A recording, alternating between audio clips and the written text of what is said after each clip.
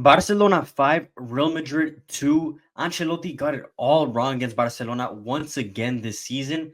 Hansi Flick looking like it's all rainbows and butterflies in Barcelona right now. Maybe the tide will turn for them. Before we get into the Super Copa reaction, make sure you guys subscribe, follow, check out all the platform links down below. Hello and welcome back to another episode of Charla Football. I'm your host as always, Gerardo, and we're going to sit and talk a little bit about the Super Copa, what happened, where it all went wrong for Carlo Ancelotti, and what Barcelona did right. But first, let's talk about Carlo Ancelotti. And even he himself said that they got it all wrong. And there was a specific thing that he said in the press conference after the match where he said that they were pressing high while trying to defend with the low block. But how the fuck does that make any sense? First off, how are you going to press high with players who don't typically press that hard, like Rodrigo, Vinicius, and especially Mbappe?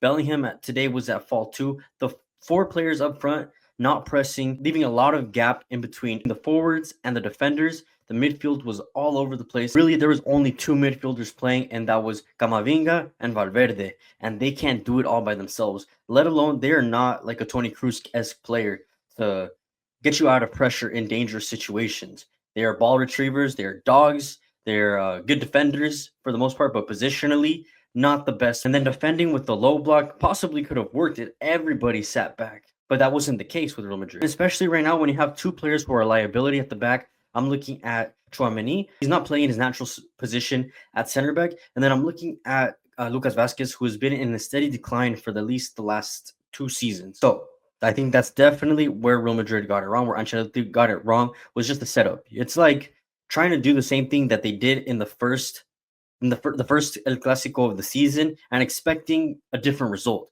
Like, of course, it's not going to work. You already tried that. The only difference that I see in this Real Madrid team that lost 4-0 back at the Santiago Bernabeu a few months ago is Mbappe. Mbappe, he looks more alive. He looks like he's got adapted. He looks more motivated, I guess, when you see him play. I mean, he got a beautiful goal when he cooked Alejandro Valde down the right-hand side and scored in the first 10 minutes, and you thought everything was in favor for Real Madrid at that point.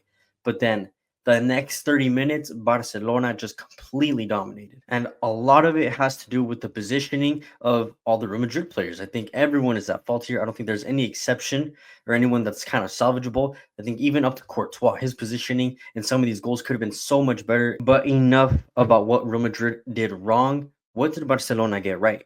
And it's sticking to the same game plan that they have been doing almost all season, pressing high, playing with the high line, and being relentless, consistently attacking. And while in the first 10 minutes when they were 1-0 down, I think they had 3-4 chances where they could have scored. They weren't. It wasn't going into the back of the net. And you thought, oh shit, it's gonna be one of those games where they're just gonna consistently threaten, but they're not gonna be able to put the ball inside of the net.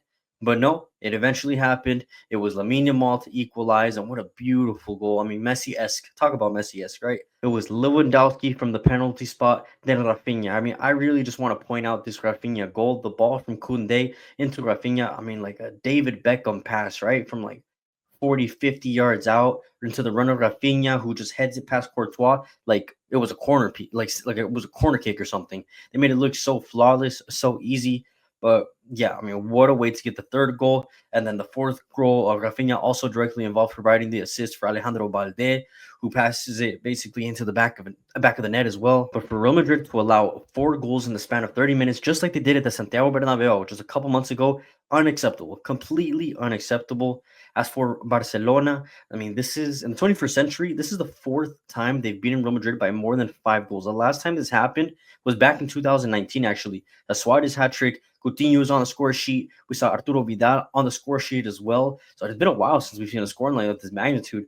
But this is all swung in one favor, and that's Barcelona's favor. And then going to the second half, it was already 4-1. A red card, which was rightly called. I mean, Mbappe was taken down by Szczesny. Szczesny, who looked a little iffy in the spinal, maybe a little nervousness. I mean, this is only his second or third game back since retirement, technically. So I completely understand. But at that point, I mean, there was a clear difference. I mean, it was already 5-1, I think, at that point.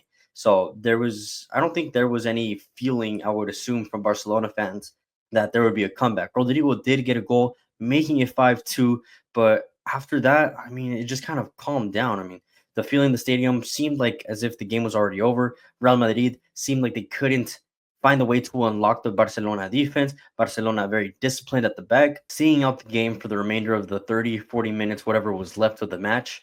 Yeah, it didn't seem like Real Madrid were going to get that third goal and push for that comeback. If there was the perfect chance to do it, it was when Barcelona had a 10-minute. But I could only imagine if Barcelona still had 11 men on the field, how the scoreline probably would have been way different. I know we've already kind of talked about this. I've brought this up plenty of times. Rafinha, Lamine Yamal, Lewandowski, one of the best front threes this season. Probably the best front three in the world right now. I mean, even greater than Mbappe, Vinicius, Rodrigo, and Bellingham, if you want to call that a front three.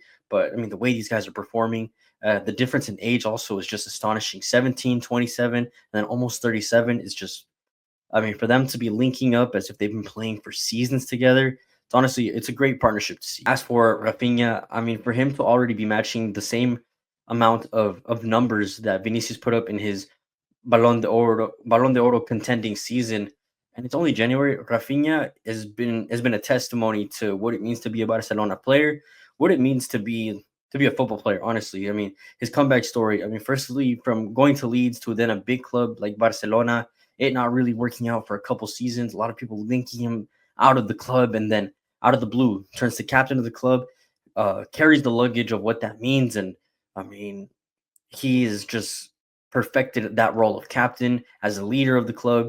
And I mean, you see it with the way he talks, the way he carries himself, and of course, the way he's playing. I mean, I don't even know how many goals and assists this guy has in the past like matches, but I mean, I can only assume it's an impeccable record right now. I believe that if Rafinha, honestly, I believe that Rafinha, if he keeps this up, he will win the Balón de Oro this year.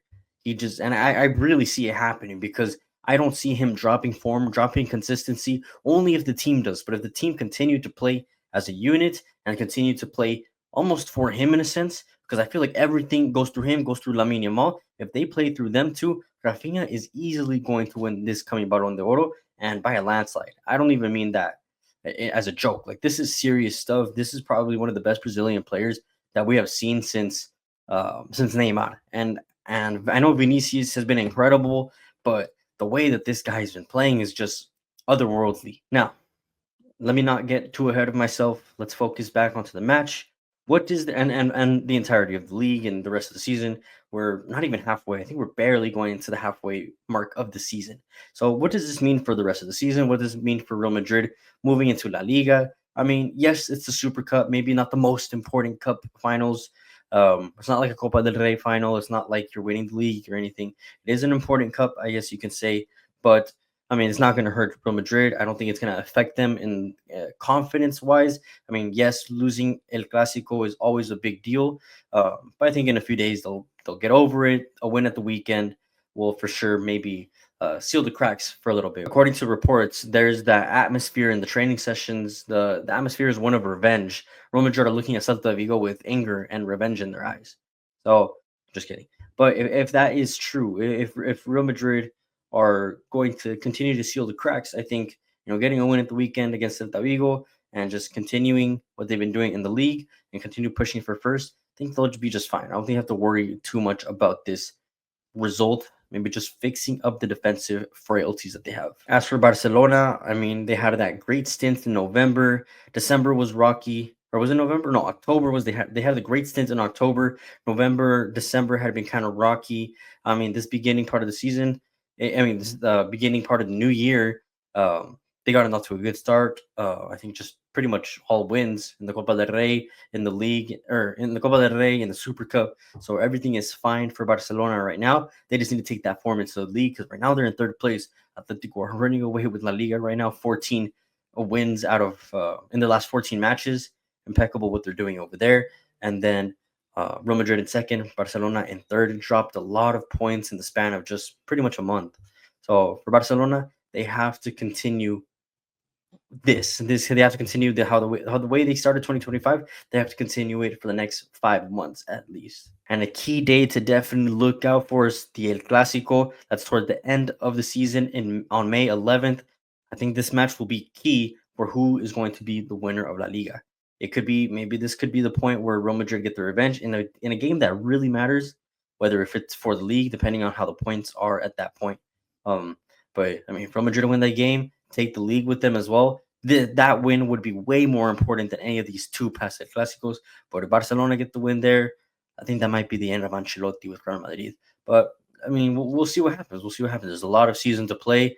But let me know if you guys agree with any of my takes. Let me know if you guys want to see more La Liga content. I do like to talk about Real Madrid, Atletico Madrid, and all the big games in La Liga. So make sure you guys tune in, subscribe, follow, and check out all the platform links down below. Thank you guys for making it this far. I'll see you guys on the next one. Peace out.